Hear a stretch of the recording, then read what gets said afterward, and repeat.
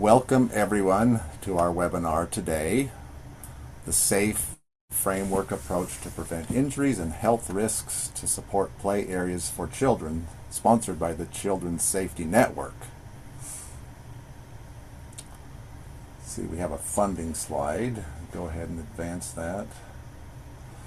The Children's Safety Network is supported by the Health Resources and Services Administration of the U.S. Department of Health and Human Services under the Child and Adolescent Injury and Violence Prevention Resource Center Cooperative Agreement for $5 million with 0% financed with non-governmental sources. This information or content and conclusions are those of the author and should not be construed as the official position or policy of, nor should any endorsements be inferred by HRSA, HHS, or the U.S. government. Before I introduce our speakers, I'll hand it over to Caitlin to make a few technical announcements. Great. Hi, everyone. I have a few tech tips for you today. So first, the quality of your audio depends on the quality of your internet connection. So if your audio is choppy, please find a more stable internet connection or listen over the phone by dialing one of the numbers in the Zoom invitation. All participants are muted, but you can submit questions through the Q&A box throughout the event, and the Q&A box is at the bottom of your screen. We'll address those questions in the discussion at the end of the webinar. For captions, please click the caption button at the bottom of your screen. Sometimes that's within the More icon, or there's the 3 dots at the bottom of your screen to turn on the automatic captions. And finally, we will be sharing resources, the recording, and slides from today's event within 2 weeks, and this will be on the CSN website. Michael, back over to you. Great, thank you. Again, welcome to all. My name is Michael Ely, Director of the EMS for Children Data Center at the University of Utah and a member of the Children's Safety Now Alliance. I'd like to introduce our speakers for the webinar. Our first presenter is Dr. Heather Olson, who is a full professor at the University of Northern Iowa's College of Education. She serves as the Executive Director of the National Program for Play Area Safety, which focuses on research and certification training for the health and safety of play areas for children. Dr. Olson's scholarship has concentrated on playground safety research, child injury and risk assessment, advocacy, and curriculum and instructional delivery. Dr. Olson has co-led 3 national studies conducting on-site playground safety assessments, which resulted in the co-development of the 12 user-friendly theoretical models. Additionally, she has a robust publication record and continues to serve on national and international committees for playground safety and is a reviewer for peer-reviewed scientific journals. Dr. Olson served as a principal investigator for the U.S. Consumer Product Safety Commission to conduct hands-on sampling to investigate the safety status of U.S. playgrounds at playgroundsafety.org/research. She has been instrumental in leading a team of researchers and topical experts for Public Health Canada and the Standards Council of Canada to develop contextual knowledge on the issue of thermal comfort and play areas for children. The research has been adopted as an informational annex in the Canadian standards. After Dr. Olson, we'll then be pleased to hear from Sarah Kreis. For the first 12 years of Sarah's career, she worked as a teacher to very young children and university students. And for the last 26 years, she has been the educational designer founder of Spaces for Play Incorporated.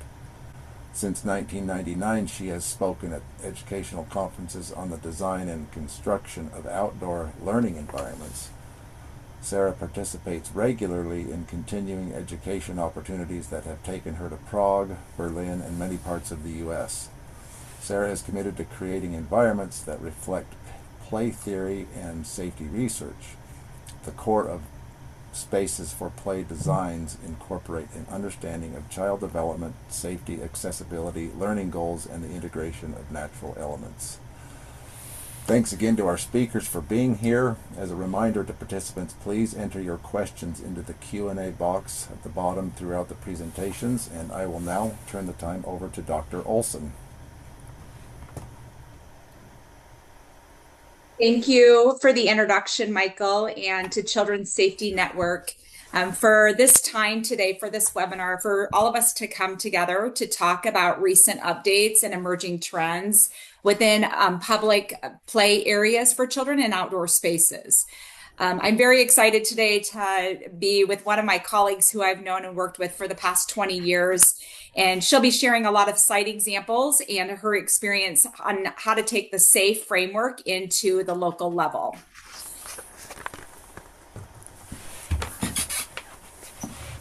Caitlin, thank you. Thank you for the help on the slide, advancing that slide. During this webinar, you'll see a couple QR codes, and those will drive you to checklists, some resources that are publicly available and free. If you plan to reference any of the content from this presentation, kindly use the full citation on the slide to ensure accurate citation.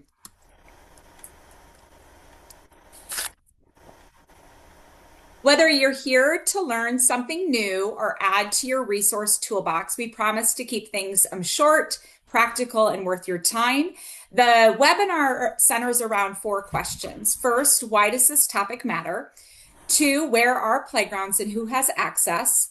What has shaped the path to where we are at the present moment? And then how can we each play a role in moving forward? To begin, let's start with the why. Outdoor play isn't just a childhood pastime. It's foundational to children's health, well-being, and development. But with children in the age of generative AI, changing and shifting of climates, making public play areas more usable and thermally comfortable is where we want to be focusing on. So as we move and we think about this topic, we have to ask ourselves, are playground injuries a problem? There has been several studies the past few years that have led us to know that playgrounds are a leading cause of recreational injuries for children 1 to 10 years old. And for the last actually 20 years, the Consumer Product Safety Commission has shared data that has shown each year about 200,000 children are injured severely enough to seek emergency room treatment. Recently, we conducted a study at a local school, a very large school district, and we found the elementary school setting, the playground was a leading location where school-aged children received the injury. And here are some other data facts that you can find on this slide, looking at studies that have looked at upper extremity and head neck injuries are a concern, where children are being injured, whether it be fractures, head neck injuries. A couple studies are highlighted here. The Consumer Product Safety Commission in 2012 released a report sharing that approximately 240 children per year are burned severely enough to warrant ER care. And there have been a few studies recently that have shown that playground environments can reach very high temperatures. And we know that children can receive a burn injury in less than 3 seconds. And most playground injuries have been found to lack adequate shade. As urban spaces continue to expand and city infrastructure occurs, healthy spaces for children are significantly important to the quality of livability. Children are our future, so we really want to protect these spaces for them to be used in the evening, the weekends, and throughout the day. This topic matters because science and research have indicated all regions are experiencing environmental, social, and economic impacts that are attributed to weather shifts. As weather patterns shift and extreme conditions become more frequent, we must take into account how we plan and maintain public outdoor spaces for children. This image was generated by Microsoft Copilot, and it really indicates, it's really trying to paint a picture of future predictions for temperature increases. And we need to remember that the importance of children being outside, and we want to be thinking about our public play areas differently than we have in the past. So the second question for today in this webinar is, where are playgrounds and who has access? Play areas for children are in nearly every single community. They're in childcare, they're in schools, parks, and neighborhoods. Most often, they're usually surrounded by built environments with materials such as asphalt, concrete, dark parking lots. These environments easily absorb and radiate heat at high hazardous levels. Who has access to playgrounds and play areas? Children. Research studies have reported children are vulnerable to heat stress, even more so than adults. Children's bodies don't regulate temperature as efficiently, which puts them at greater risk. When public play areas for children become too hot or too cold, they become uncomfortable. And when they're uncomfortable, play goes unused. Play areas go unused. So if we want our public spaces for children to truly work, we need to rethink about these outdoor spaces for our children. The third question, what has shaped the path to where we are at today? Organized play areas in the United States were first created in the early 19th century as part of a response to the Industrial Revolution. In the first half of the 20th century, individual and professional organizations that valued the importance of play and learning outdoors built the foundation for organized play areas. Toward the end of the 20th century, more and more children suffered major injuries. Taking the lead in the efforts on this, the U.S. Consumer Product Safety Commission got to work for determining, they looked at the place and where the nature of the injuries. Although playground standards address many issues, injury rates continue to be a concern. Even playgrounds built under voluntary standards pose risk because hazards and injuries go beyond the voluntary industry standards that occur. And this photo I wanted to share with you all. The Consumer Product Safety Commission has worked very hard the last few years addressing and looking at playground safety. And they just released this year in 2025 a new public playground safety handbook. It is filled with good information for those of you who maintain, who you work with programs, school districts. You should consider accessing this information because there's really good information in it, and it's a valuable free resource that you can download and get access to.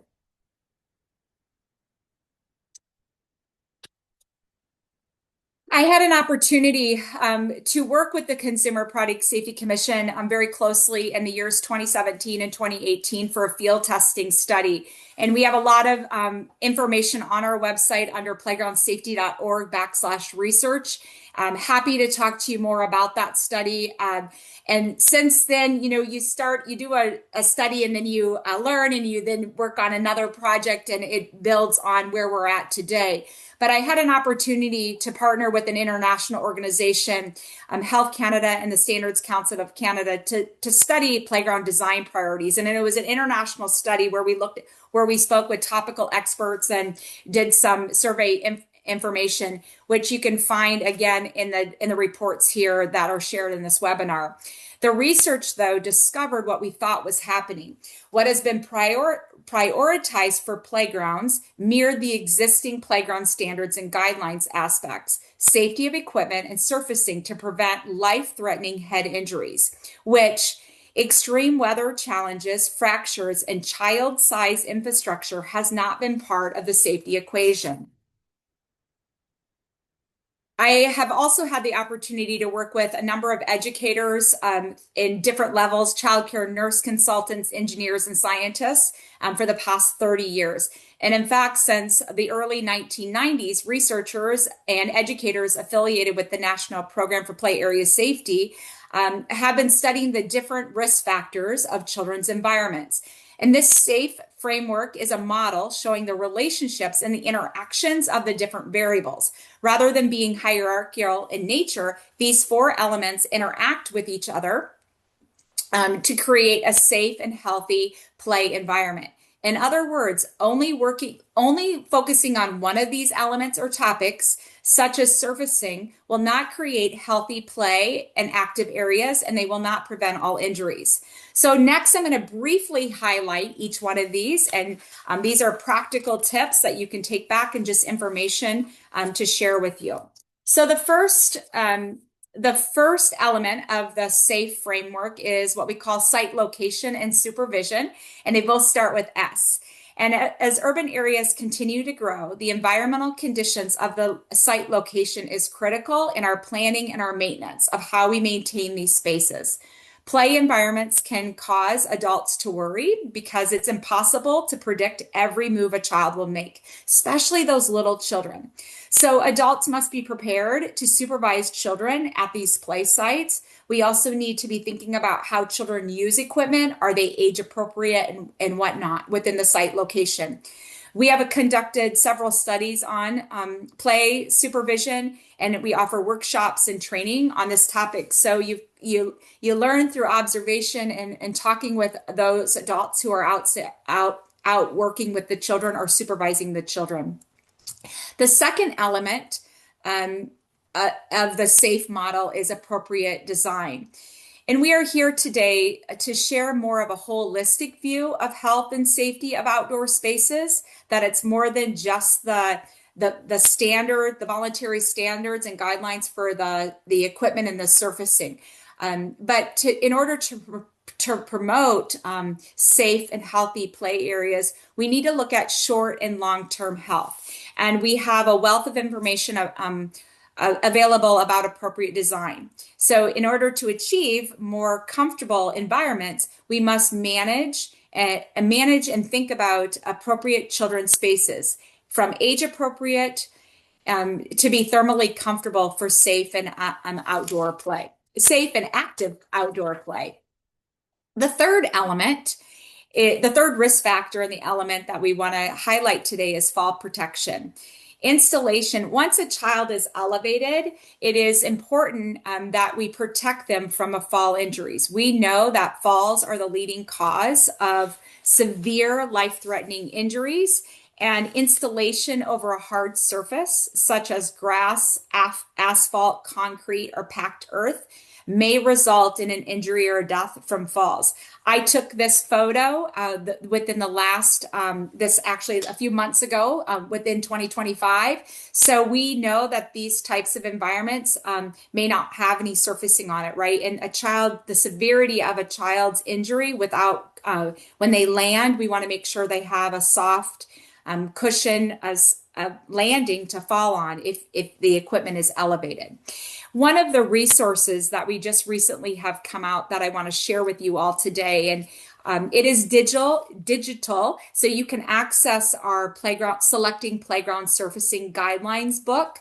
We also have printed copies. If you're interested in getting a printed copy, you can send an email or notify us because these cost a little bit to mail them out and for shipping and handling. But if you would like a copy or a handful of copies, maybe you want to give them to your school district or your local, all the youth programs in your community, I'm happy to share with you the cost and if you want to order them.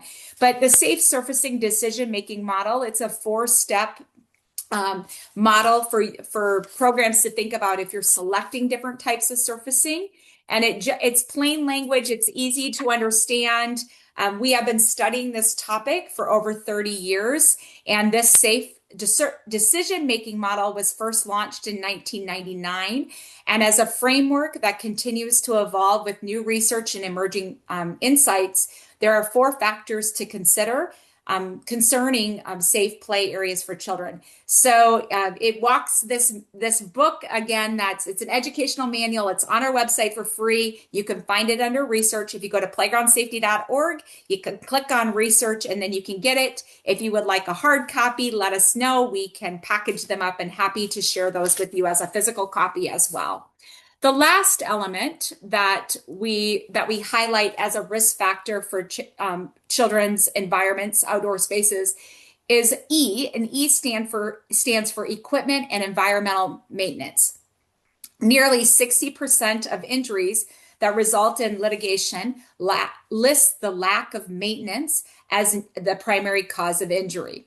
We also have seen where chemicals that are not approved or appropriate for young children being sprayed in our public environments, the environmental hazards that that may occur to an adjacent property.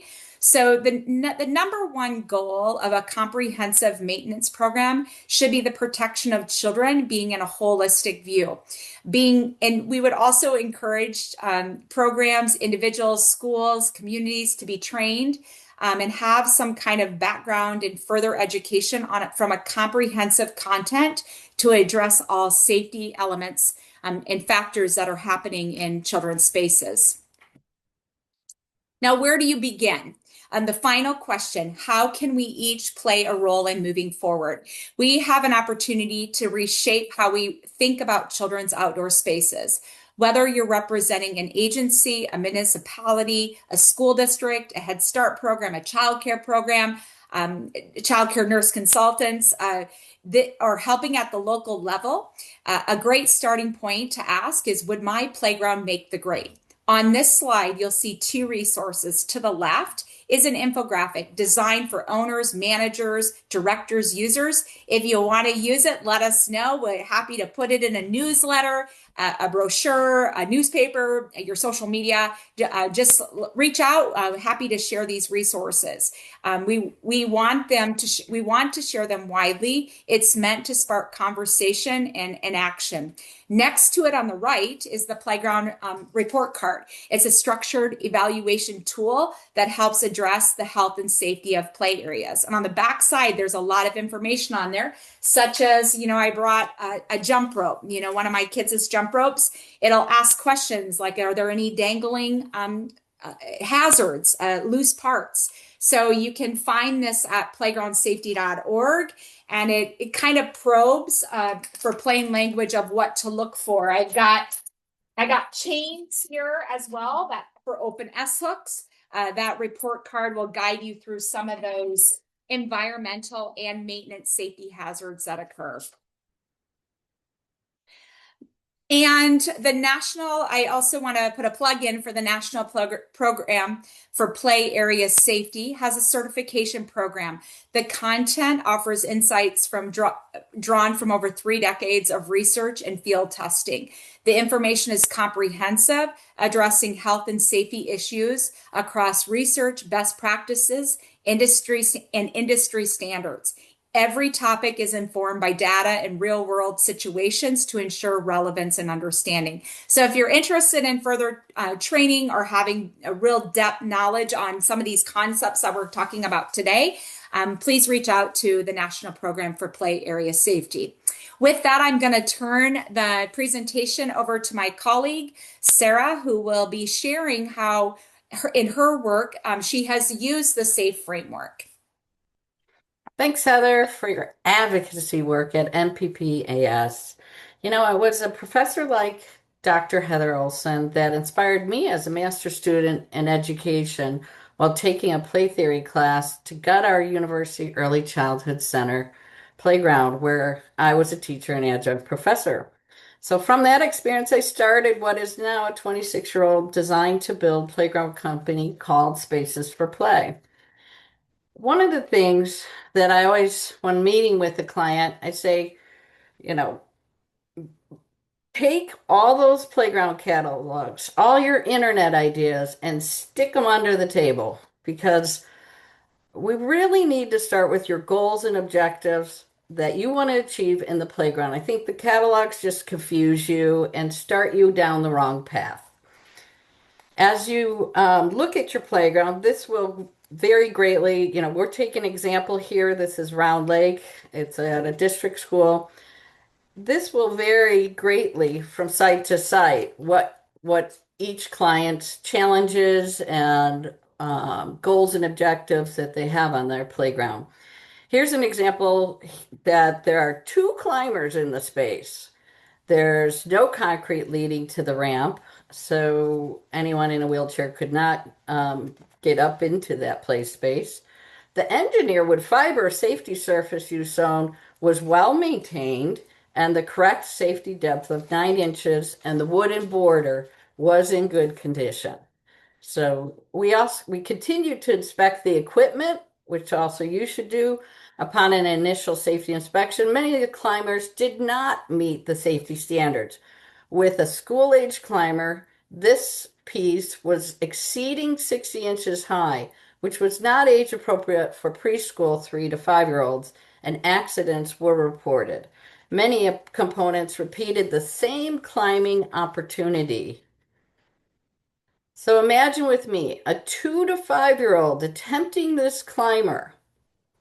I later found out a school age climber was relocated to this place preschool playground. So they had the original one, and somebody thought it was a great idea instead of throwing away a school age climber, let's throw it into the preschool state pre-K program. But it was too difficult for the children, and there's healthy risk and then there's hazards. And in my opinion, this is a hazard for the age group that it was serving. So going back to the web planning, a teacher then, you can't do it all, but you can look at your outdoor space. Now, even in recreation, you can do this too, and what are your goals. But first, in this slide, the teachers highlighted what learning experiences they wanted to achieve. So this is different from every school to site to site. You'll get different reactions from the teachers of what they want to do with children. It's really important to engage the teachers into the process as well, because they're the ones that really are doing the active learning outside. Number two, you need to address current site conditions. Are there hills, slopes in the surfacing, manholes, drains, pooling water in the playground? Elevation changes are often something we see. Existing safety surface, existing hard surface, such as concrete, asphalt, existing natural elements. Should we keep some of these natural elements? Are some of them dead? Or are they hazardous? Are they hurting the children? Or should we consider adding some new elements to the playground in regards to landscaping? What is the age of the users on the playground? Are there infant toddlers, which are 6 weeks to 2 years old, preschoolers, 2 to 5, or school agers, 5 to 12? The playground industry breaks down the age grouping as I just called it out: 6 weeks to 22 years, 2 years, preschool 2 to 5, and 5 to 12. How can you bring, you know, now this is the time you bring the catalogs out and you match your learning goals. You bring your ideas and say, this matches our learning goals of what we're trying to achieve in our new playground. When choosing the equipment for your design, make sure that you meet the ASTM and the CPSC guidelines that Heather mentioned earlier. Don't take for granted that all equipment is appropriate for your children just because they're selling it. You use your gut instincts to say something doesn't feel right about that piece of equipment, then go with your gut, because there are some things that I think still are in the industry that may not be best practices for children of different age groups. Number 5, what do we want to keep or what equipment would we like to remove? So make a decision about that. That's where using Heather's inspection charts may help guide you to what should we keep and what should we remove. Future maintenance needs. When you're picking equipment, what's going to be required to maintain it, and the estimate annual maintenance budget that this new playground will need, that we need to address for the future. So don't ignore the maintenance of what to keep up with maintaining the playground. 7, the dreaded financial budget. This is probably the biggest challenge for people. 95% of our clients need to phase their playground over time. Their new dream playground, rarely can a client buy the total dream playground. Having a long-term design for permanent equipment, and remember, permanent equipment that will be installed into concrete footings. This will, will prevent what I see too often and call the buy and plop planning. So I see when I go to playgrounds, I see people have bought over time things out of a catalog and plopped it in the next available space. And that disrupts the flow of the long-term design of the playground. Instead, create your design, slowly work in phases to achieve your goal. Don't think that your funding is just this first experience that you're having attempting your new playground. There will be many phases. I see it often. We have clients that constantly call that will start their second and third and fourth phase, keeping their goals on the prize. Remember, use zones are large areas for future structures or swings. So you'll have to relocate it, which will cost you more money if you just stick to your plan. Another topic that I like to address, and I do this because I see it too often, is to dive a little deeper since more new playground projects will include a play structure. Remember, when choosing the highest deck, that the children under two, the highest deck cannot be higher than 32 inches from the ground. For preschoolers, believe it or not, there is no restricted height. I know that sounds crazy, but educators recommend maximum height under 60 inches high, the highest deck.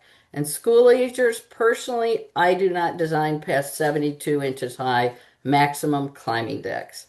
Also, we take children to a playground to exercise a variety of motor challenges and strengthen their gross motor skills.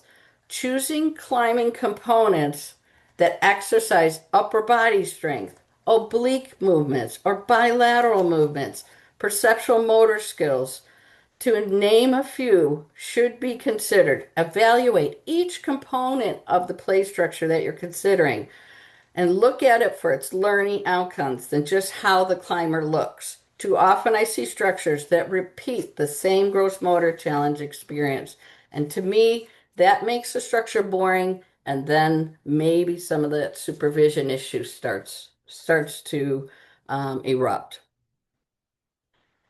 There are four types of play. So when designing, think about this. There's exercise play, and we always think about exercise play when we think of playgrounds, climbers, tunnels, swings.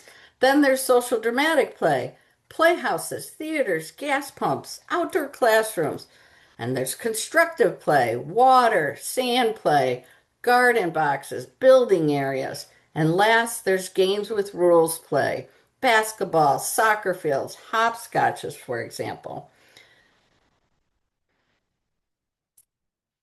In this slide, the play structure has a variety of gross motor challenges, and the size of the climber was larger than most climbers I designed because this early childhood center has 40 children on the playground during one play period. How many children at one time will use the playground should also be considered. And here you're seeing the variety of the different climbers.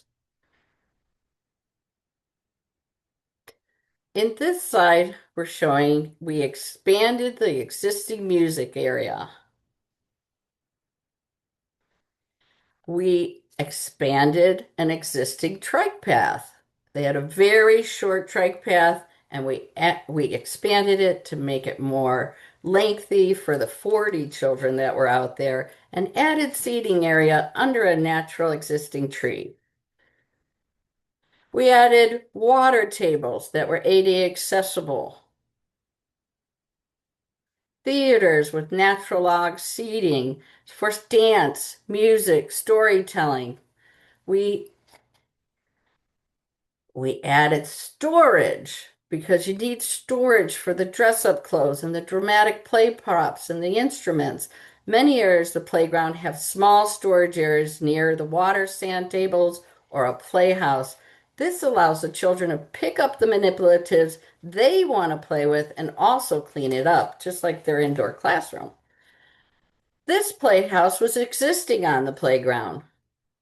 So we left, oops, excuse me, knocked that. That playhouse was already existing. There was no reason to remove it. It had a nice built-in kitchen, and so we kept that on the site. We added a new outdoor classroom with picnic tables, a funnel goal for tossing, a building area in the way back beyond there in that shot. You'll see a natural building play area. But to accommodate all those new trikes, we had to expand our trike storage. And last week, we provided a supply cart for open-ended play opportunities, not all fixed experiences. And don't forget to incorporate natural elements such as pollinator perennials, annuals, new trees and bushes, or garden boxes for vegetables or herbs. Unfortunately, we can't take videos of photos of children in this playground, but I can share with you that they are engaged in a variety of play opportunities, playing safely in a high-quality, supervised environment that is well maintained with age-appropriate equipment. I hope this 1-minute drone video example of Round Lake Early Childhood Center will inspire you.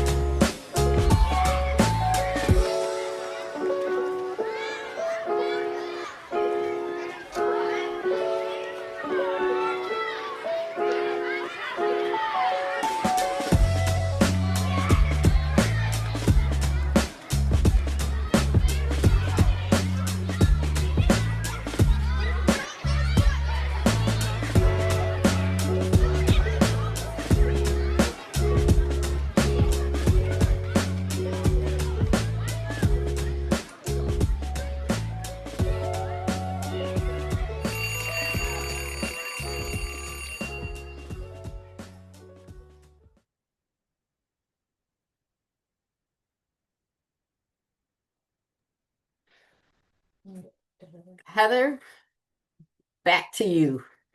Hey, thank you so much, Sarah. Thank you for the design examples. They really help bring these concepts to life.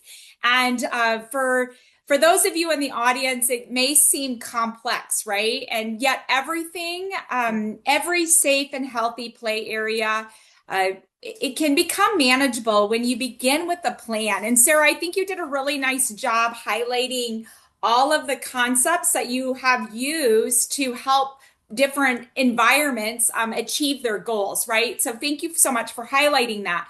And this information in this slide highlights a free user-friendly infographic pack with, this all came from original research and lots of articles and technical reports. And there are 7 design ideas. I'm thinking about thermal comfort and how do we maximize these spaces. Again, if you would like to share this resource or print it for your at the local level, let us know. Happy to share it with you, whether it be for a city planner or a designer. If you have a group that you know is talking about this, share it with your social media networks. I'm happy to work with you on the file size that you need for this infographic. And it has a lot of different design ideas that are affordable. And sometimes it's just relocation of depending on what your current environment is looking at. So take a look at these ideas because some of them are very cost effective if no cost at all for that. Next slide on this. Oh, can we flip the slide for me? Can we change the slide? Thank you. The final resource that we wanted to share with you today was especially exciting to create. Sometimes it's the simplest messages that make the biggest impact. like the reminder to the children and the caretakers, the adults, the supervisors, to drink water, to wear a hat, apply sunscreen, and choose lightweight clothing to stay cool. Encourage adults to check the playground equipment before the use. If it's too hot to touch, it's too hot to play. We'd love to see this infographic posted in every community, childcare program, school, summer program. We need your help in sharing this infographic to reach agencies who serve children. And we hope it reaches parents and grandparents to make them aware of the importance of staying cool and safe while playing. You can access that on our website as well, and you can use the QR code. Thank you for your care and attention to this important topic and for being here today. Together, we can create meaningful awareness and drive positive change just by remembering these 4 key points. 1, play areas for children truly matter. 2, they exist in every community at schools, childcare programs, housing developments, and youth-serving organizations. 3, the path forward has already been shaped. 4, and each of us can contribute to the future by advocating for safe and healthy play by sharing these resources and talking about this important topic. Thank you. Michael, I'll turn it over to you. Great. Thank you, Heather and Sarah, for those excellent presentations, for all that good material. We apologize for any background noise you may have heard during the presentations, but we're now going to jump into the Q&A portion of the webinar. And we've had some great questions come in. We've some that were previously submitted and others that have come in during the webinar. So thanks everybody for your engagement. Let me go ahead and just read these out loud. We'll jump to ones we'll answer ones we can, and if there's others we can't, we'll see if we can get back to you at after the webinar. First question, how can we navigate Head Start preschool centers housed within school district buildings or portables and using their playgrounds? With that, over 50% of our work is with Head Start. And so I see a lot of these situations where they're housed in school districts and the children in the Head Start program are playing on the school age equipment. There is, and if you want to email me, I can provide for you the Head Start guidelines. So Head Start has its own guidelines on playgrounds that need to be achieved. There is a sticker on school age equipment. There should always be a sticker, and that sticker on the structure will say age 5 to 12. And so right there, if your licensor or your Head Start inspector is coming into your facility, they're going to look at that sticker. So right there is a violation that will be noted by many. If you're in the Eckers or ITERS program, too, those evaluators as well will come in and they will cite you that this is developmentally inappropriate equipment. You use, again, going back, create a design for your own playground. This is not age appropriate for your playground. So start a design approach, do a proposal, and there are capital funding for Head Start, especially if you have no playground, that will eventually get resourced to you. We see it all the time. You've got to kind of write yourself up, and using those Head Start guidelines will do that. And again, I'll be happy to send those to you. Can I, Michael? I'll add to that a little as well. Sarah, thank you. That perfect. Same kind of experience. And one thing I want to emphasize on this too is oftentimes school districts and superintendents and educational leaders is what I'll say. Those that I've worked with across all 50 states, the questions that come in, oftentimes they're just not aware. And I'm in an ed leadership and faculty, and this is not, playgrounds are not in the curriculum, right? So oftentimes they just don't have the awareness or understanding of that difference. So I would encourage everyone, the Consumer Product Safety Commission, this new book. Now I have printed it. It did cost a little bit to print this in color and bind it, but I would encourage you all to look at that because it really talks about, as Sarah said, childcare versus infant and toddler. They have and then school age. So this becomes a real good resource if you're in those situations where you can provide this document or just make that agency aware of that. Do we have another question, Michael? Yes, great, thank you. Okay, here's one. Redesigning play spaces is extremely costly, and so seeking advice on different avenues for funding to support in creating update. Yeah, they are. There's no, there is definitely expense to removing existing equipment and installing new equipment with new safety surfacing. Again, if you're in a Head Start federal program or state pre-K programs, many times they have something called the childcare block grant that I have seen used for funding playgrounds. I'll go back to that statement. You sometimes have to write yourself up. There are criterias. So if you're NACE accredited, there's criterias of accreditation. If you're in the ECHRS, there's grant money in the environmental rating scales, the early childhood environmental rating scales. There are some funding that support you raising the quality of your environment. And so you identify, no one's going to shut you down by identifying where you're not meeting their quality standards. So that's one way. Then you write for their grants. You identify it and then write for their grants. Having again a design and a proposal of costs does help to get that attention and that funding. Um, Other groups, private groups, this year we're seeing Dick's Sporting Goods, we're seeing county grants. We had a playground that a county grant provided some funding. So look at your county, maybe they're supporting you into enhancing your playground. Kiwanis, volunteer groups, having volunteers maybe install the playground with a somebody who is a CPSI certified supervisor, guiding volunteers can also help in cutting down the costs. But you got to get the design. The design gets the attention for the funding. Without the design, it's a lot of words out there, but if you get a design in front of people and some costs, that's where it begins. Great, thank you, Sarah. Here's another question. Will there be any updates to the fall surfacing requirements in the public playground safety handbook? For example, I know in a previous version there were options for different depths of fall surfacing. We get questions about if they have 12 inches of sand, does it increase the fall height? Thank you for this really good question, and it's complex and it's tricky, and hopefully the resource that we highlighted today in this webinar is a good starting point for you.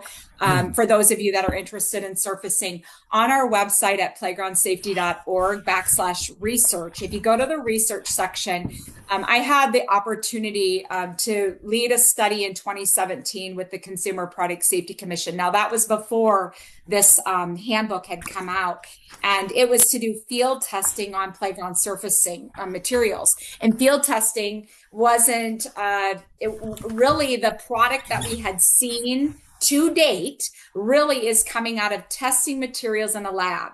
And I would say we conducted over 3,000 impact attenuation drops. We were in several states, and what we really, we found that playground performance of surfacing is significantly different when the surfacing material is installed outside. It's very different. Northern climates are very different than southern climates, different than the west and the east coast. And we really discovered in that field testing procedures is different than what product was coming out of the laboratory setting where it's in a controlled setting. That report is in the page on research. Now, selecting, installing, and maintaining these within how thick they are, it really depends on the product and how that product is processed. And CPSC does address the depth of loose fill surfacing. I believe the question addressed sand and maybe wood product. I can't remember the exact question, but I would look in this because there is some information in there. I would also strongly encourage you all to take a look at this resource. It's publicly available. This one is on is on the research page and on the resource page, but it really does a nice job talking about environmental conditions, what types of suitable materials are out there, what's been tested, what's not been tested. It talks about the depth of materials. So if you haven't seen this, I think it kind of paints a bigger picture for that question to give you the information, and then the information you can take back to the communities. Again, if you want to order 10 of these, 100 of these, that helps our program and our mission, and happy to look at the cost, however we can get this brochure out there. But it is digital, and if you want a printed copy, just let us know. Thank you for the good question, because surfacing and the depth it's important, and it's maybe it's a follow-up webinar that we can think about doing is specifically on playground safety surfacing. So Children's Safety Network, if we can do a part 2, that would be a great topic to also bring into the conversation. Great, thanks. Since Michael, we know playground falls are the leading cause of injury. So yeah, there's so many good questions coming in. I know we can't get to all of them, so we just may need to have a second webinar. Here's another question. I saw stop and yield signs in the photos. Can you talk a little bit more about the potential pedestrian, bicycle, and driver safety education possible in these playground spaces?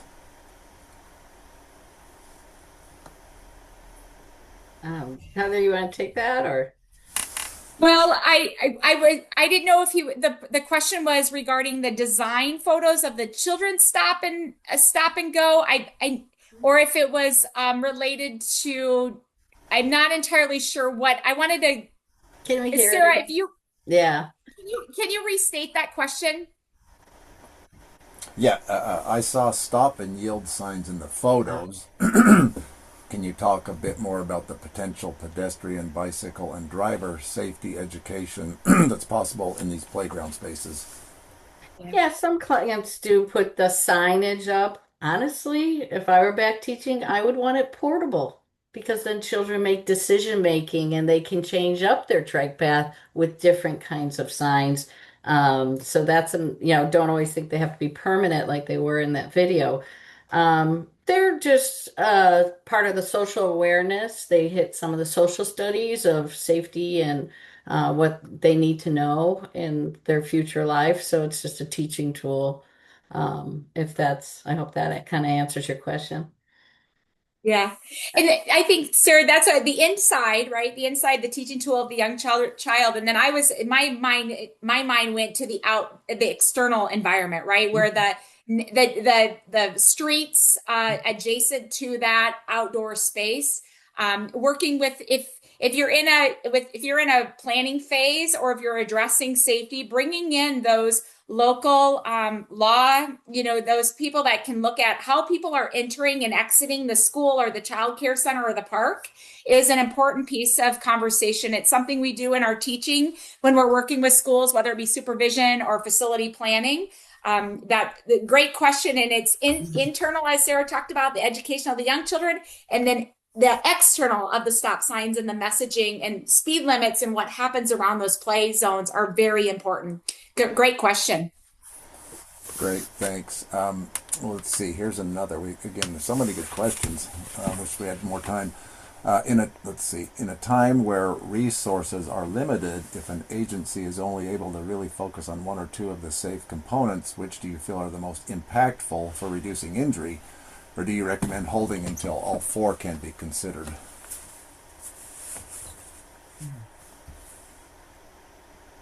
Well,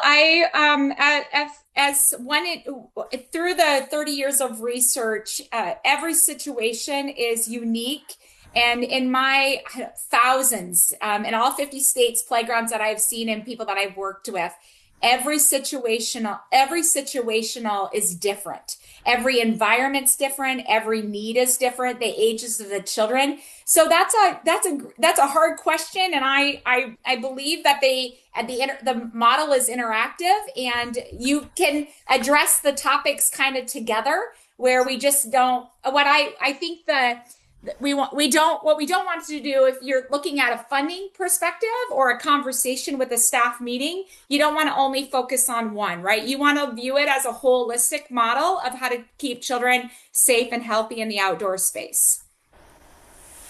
Great. Um, let's see. I think we got time for a couple more here, and then we'll have to end right at the top of the hour. With all these regulations for playgrounds, are we noticing an increase or decrease in child playground injuries?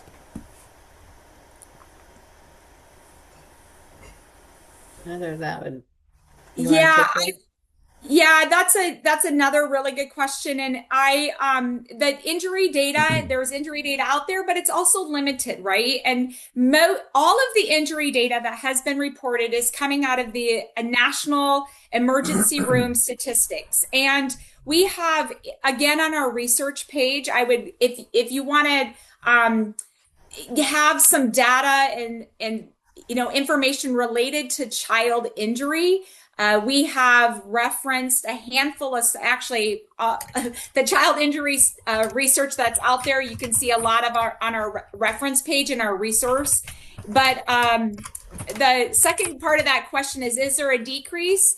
I think it would be interesting to reverse, to have each of you look within where we kind of really advocate to start in our trainings that we do, with certification trainings that we go through, and when we consult with agencies, we really ask them to take a little time to look at the kinds of injuries that have happened on the playground in a 5-year, 10-year, 20-year.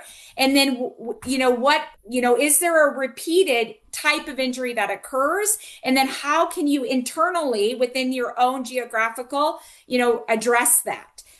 Oftentimes, it's not just the equipment. It may be falls, it may be the layout, it may be placement, it may be lack of supervision of what happens. Supervision training is critical, and we know that when individuals are educated and trained, practices are their behaviors and practice matter. So it's a tough question, and we hope that we do see injuries reduce at the local level, right? Because oftentimes injuries aren't reported, which in our recent publication of clinical pediatrics, we found that I would encourage you all to look at a study on clinical pediatrics that we produced. And I think it's under our research page. So if you're interested in that, you can't find it on our research page. It is. It is in our research page. So if you want to look at that study, it specifically talks about playground injuries. So yeah, thank you. Thank you for that one. Great, thank you. Oh boy, I wish we had more time, but unfortunately we don't. But we do need to wrap up here. We are so grateful to our speakers, Heather Olson and Sarah Kreis, for just getting this excellent information and presentation, and really thanks to our audience members and for our participants for being here and for asking questions. We will, again, the recording will be made available, and we will do our very best to try to address questions that we weren't able to answer and get those back out to folks. We would like to, everybody, just take a second to please fill out this brief evaluation. You'll see on your screen a little QR code, so if you can grab your phone and take a little snapshot of that. We'd love for you to fill out the evaluation, because that helps us to shape the direction of future webinars. Again, thank you so much to our presenters, to the Children's Safety Network for hosting this webinar, and for all of you for presenting. Is there any last thoughts you want to say, Sarah or Heather? We have about 1 minute left, maybe. No, appreciate you coming on. Please email if you have any other questions or you want to redirect your questions. But I'm happy to take some time and respond to emails the best I can. Sarah My and I can email, bounce back. Yeah. yeah, mine is Yeah. Go ahead, Sarah. Sarah. Sure. It's just Sarah at spacesforplay.com. And Michael, Sarah, and I thank you so much for hosting and handling all of these questions and facilitating the discussion. And thanks again, CSN, uh, for hosting this topic on your webinar and for everyone for joining. So thank you. Yeah. Have a great rest of the week. Thanks, everybody. Bye-bye.